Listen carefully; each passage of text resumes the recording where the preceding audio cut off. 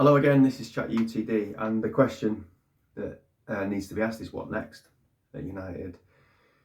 Because we've had another one of those nadirs, haven't we, that the media talk about as in a real low point, a scraping of the barrel, a moment where you go, wow, is this even a new low? Against Everton last night, and the truth of the matter is, these nadirs, there was plenty of them under Jose, there was plenty of them under Ollie, there was plenty of them under Ranić, there was plenty of them under Ten Hag, but last season in particular, they were every couple of weeks under Amorim, and I'd say this season it's probably gone. We've only had a couple of months of the season, but there's been 2 or 3 already this season. I think the Brentford game and last night in particular stand out.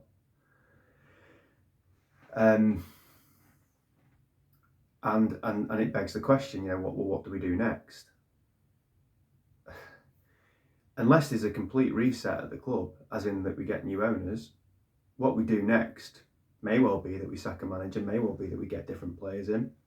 We might do that, but ultimately we'll be back having the same conversation again, because the problem comes higher up. The problem comes because the owners of the football club are the same owners that have been here for 21 years, the same ones that have been here since Sir Alex Ferguson retired. And when you keep doing the same thing over and over again, you're going to keep getting the same results, or it's going to get worse, which is what's happening. So people can talk about Ineos running the football side of the club. I'm sure they do. But the owners of this football club are the Glazers. And they are motivated by money. They're not motivated by football. They're not motivated by excellence on the pitch. They have no desire to make Manchester United great again. They want to basically screw the fans to the ground in terms of money. They want to take money out of the club, make money from it, and put nothing into it. And they own this football club. So as a hierarchy, they're right at the top, and Ineos are the next ones along. Ineos are glorified directors of football / a football board. That's all they are. The Glazers own this football club.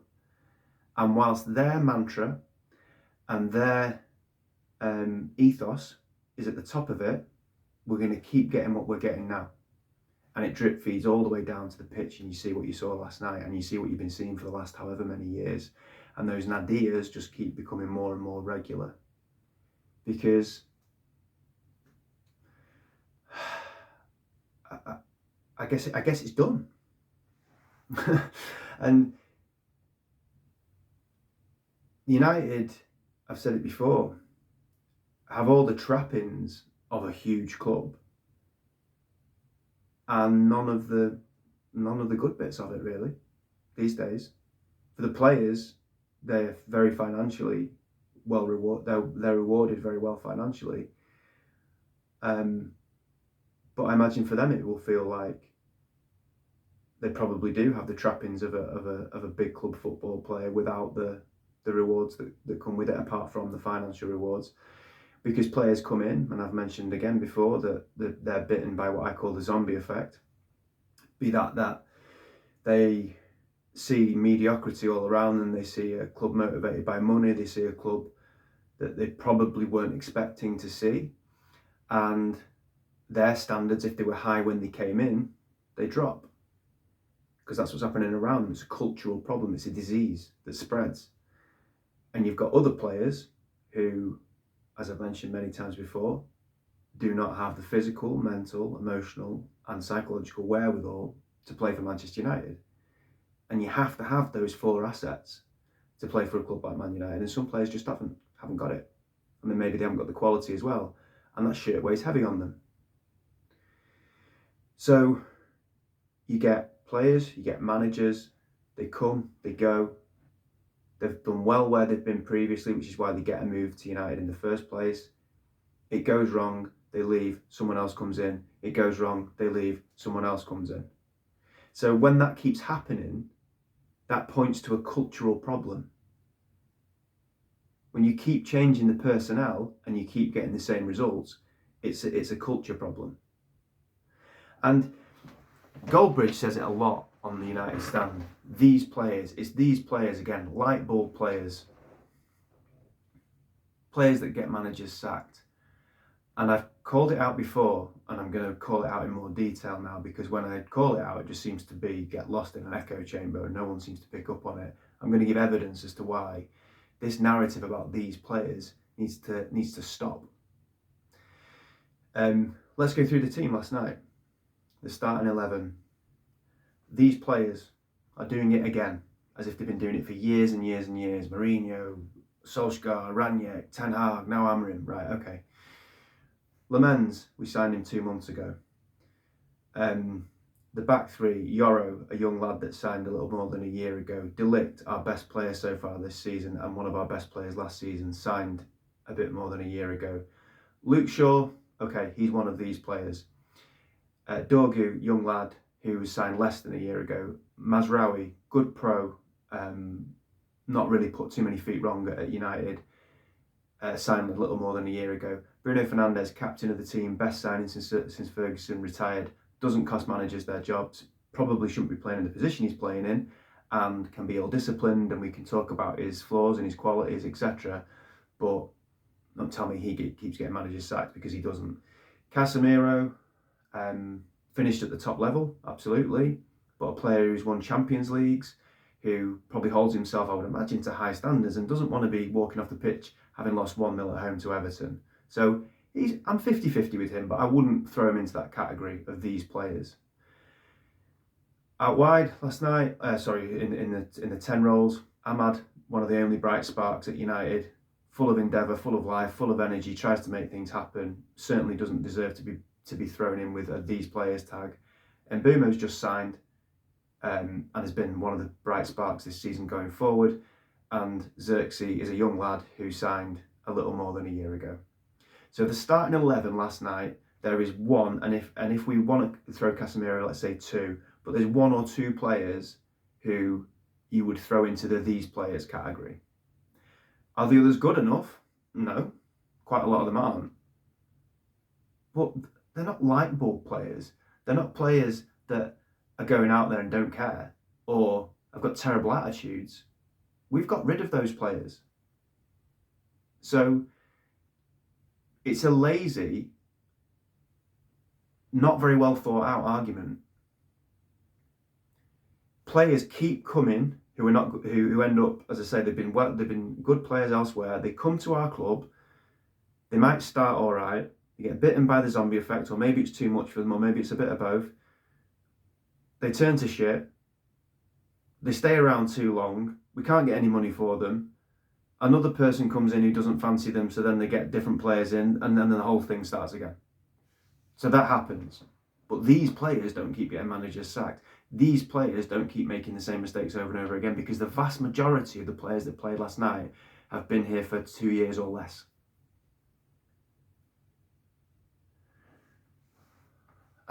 So it's a non-argument. It's an environmental problem, because sets of players keep coming into this club, different players, different personalities, different backgrounds, different histories, different qualities, and the same thing keeps happening. So it's not the individual players. It's either a recruitment problem, which is set by the top anyway, and or a environmental problem. But it all comes back to the top. So what next? Okay, change the manager. By all means, change the manager. I don't give a shit. I don't care, really. I've got no loyalty to Amorim. He's probably pissed on his chips. Really, he's not done very well. His record over a year is absolutely abysmal.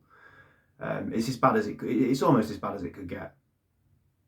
I've mentioned in the video I retrospectively uploaded earlier from Friday night, I'd give it a 1.5 out of 5, which is a 3 out of 10, his first year in charge. And the nadirs that I mentioned at the start of the video are coming thick and fast under him. Is it all his fault? No, I don't think it is. But nonetheless, this is the environment he works in, and he has to be better at it. And he's been almost as bad as you can be. He hasn't got the ingenuity to do what's needed. His subs are terrible. And his record's terrible. His record's awful. So, it speaks for itself. So, yeah, sack him. Okay, sack him. But unless you stumble across, and it will be stumbling across because it won't be a thought out process, unless you stumble across an absolute genius as a manager, it's not going to make any difference. It's not going to make any telling difference. So the future of Manchester United in the next few years, while the Glazers still own this football club, lies somewhere, in terms of the bottom line on the pitch, lies somewhere between 6th and 16th. That's it. 10 places. The 10-place swing. So it's a pretty big swing, but the ceiling of what we can achieve is what used to be failure. And the bottom of the barrel of what might happen used to be, and when I say unthinkable, I cannot emphasize that word enough, unthinkable. Sir Alex Ferguson did an interview the year he retired, in the February before he retired, on Football Focus, and they were talking about Arsene Wenger. And they said to him, what would happen at Manchester United if the club had gone 8 years without winning a title? And he looked the interviewer in the eye and he said, it would not happen here. And he said it with absolute conviction. It would not happen here. And they're talking about finishing 2nd and 3rd and 4th for 8 years. It would not happen here. 12 years later, we finished outside the top 4 as many times as we finished in it. In fact, we probably finished outside the top 4 more times than we finished in it in 12 years. We ain't come close to a title.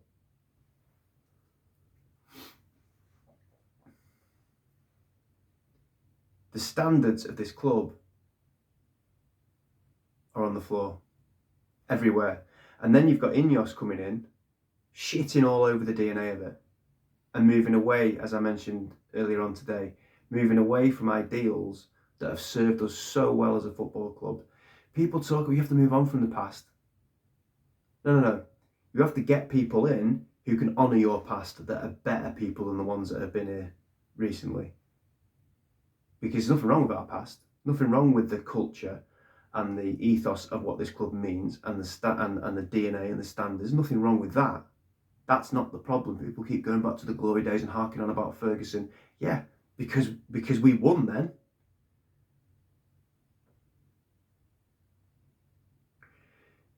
My dad always says, get too much too soon, these players pay too much money. City's players are paid too much money. Liverpool's players are paid too much money. Arsenal's players are paid too much money.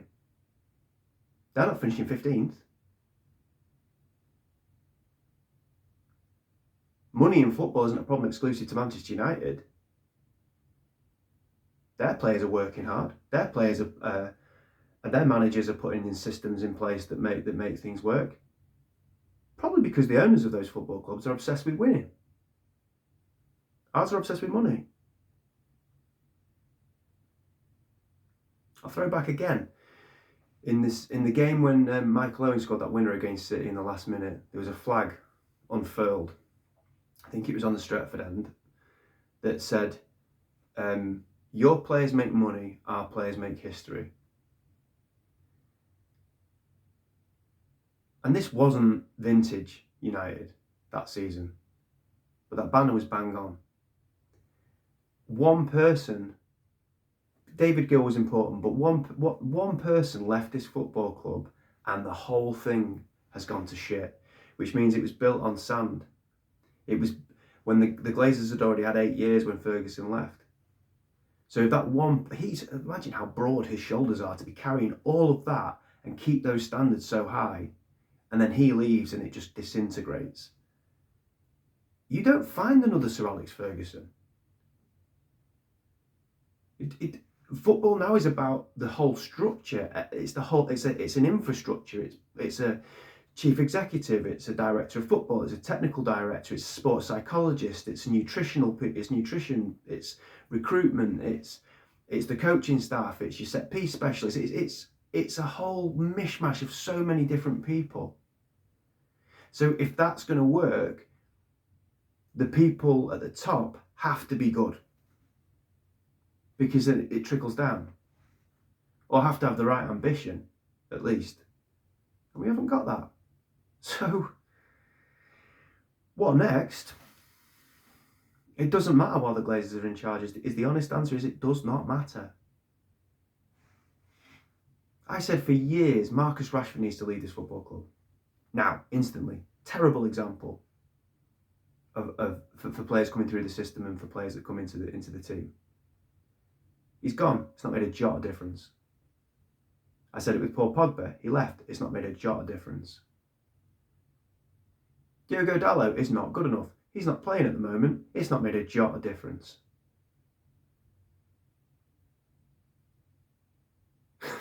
So, it's a cultural problem.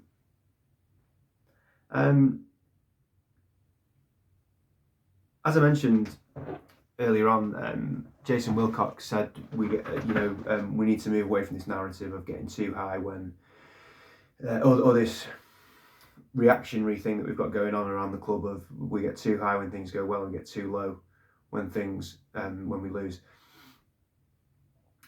That makes me think, alongside the Jim Ratcliffe comment that he's going to give Amram 3 years, Amram's in no immediate danger. But the next game we've got is Palace away on Sunday. That is hairy as fuck. As it stands, Palace are overwhelming favourites. Now, just like United to go and get a decent result.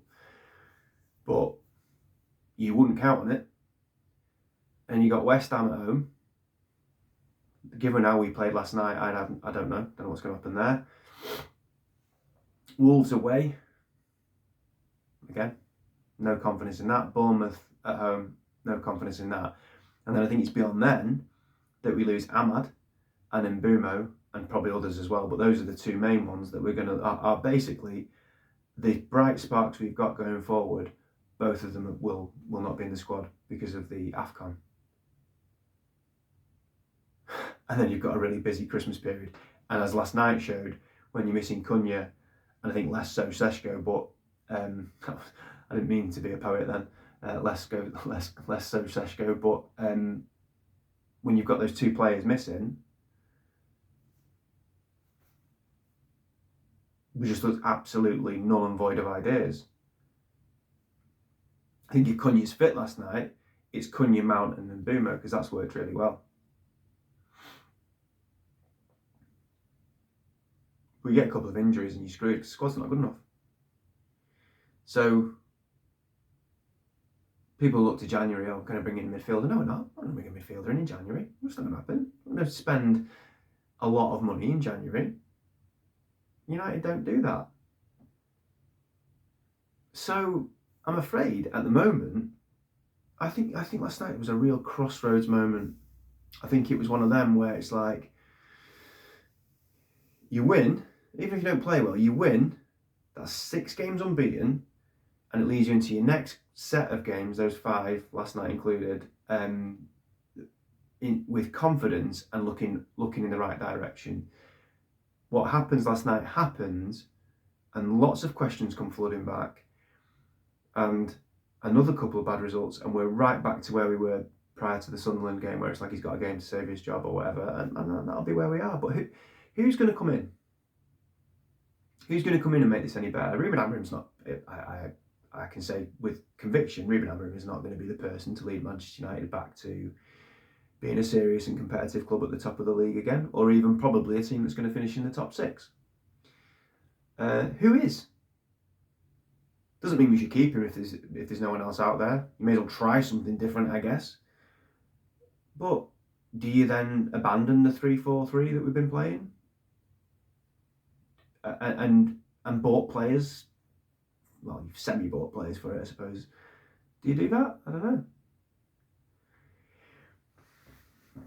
There is things that they could do differently, and I must say, I'm fed up to the back teeth of 4-2-3-1 because we played it for years and never done particularly well with it. But the players we've got, if they're fit, do lend itself more to that system now. I would say, if you let's just go to the 3-1 bit at the top of the pitch. Our striker is Seshko. I don't rate him, but let's say it's Seshko. So you've got Seshko up front, but you'd have the 3 behind would be Cunha on one side and Mbeumo on another, and then you've got Fernandes can play in there. if you're going to play Xerxes, he could play there. You could move Ahmad out to one of the flanks and Cunha comes and plays in that central role in behind the striker. I think that three behind becomes quite fluid. Mount could play in that three and behind. You've still got the problem in the midfield, in the two in midfield, but I think it's much more fluid going forward. So if we were to change manager and it was a change to back four manager, maybe that would work. But formations, managers, players, as I said before, it all comes back to the same thing. If the Glazers run this football club and are in charge of it, it's not going anywhere. And hopefully the content of the video explains why. Glazers out.